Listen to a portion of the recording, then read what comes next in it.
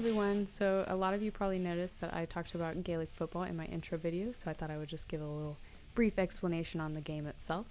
Please note that this footage is actually from our special Halloween game, so everyone's dressed up in their Halloween costumes. We don't dress up like that for games or practice. It's an Irish team sport that's usually played with 2 teams of 15 players on each side. We typically play on a rugby field here in Austin, but technically the field is a little bit bigger than rugby. So we'll just kind of start with the basics here.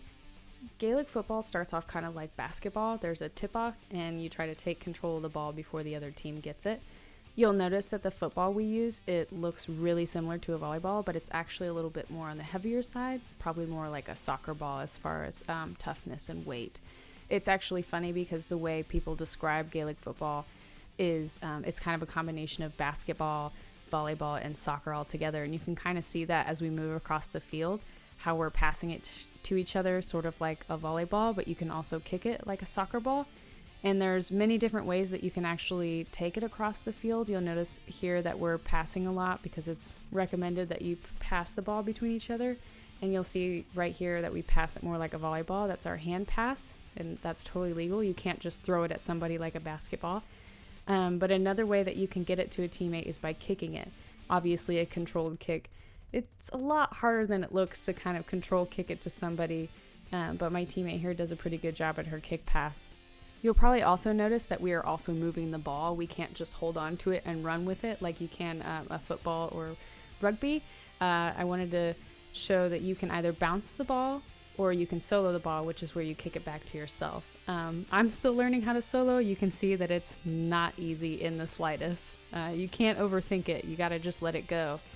You'll notice here it'll happen really fast where she solos it back to herself before passing it off. Let's rewind that and just watch how easily she kind of goes from a bounce to a solo. You can actually solo the ball as many times as you want. Every 4 steps you have to either bounce or solo, and you can't bounce twice in a row.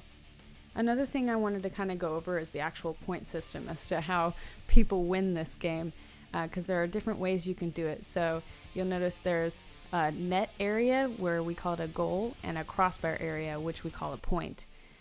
So you can kick or punch the ball into the net to get a goal. And for the crossbar, you have to either hand pass over the bar or you can kick over the bar for a point.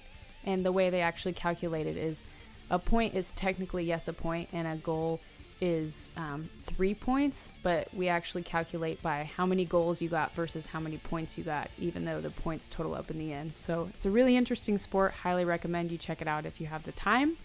Don't be afraid to ask me any questions about it, or if you're interested in watching a game or even taking part in it, totally let me know. I would be happy to share more information, and we would all be happy to have you join the team. Thanks for watching.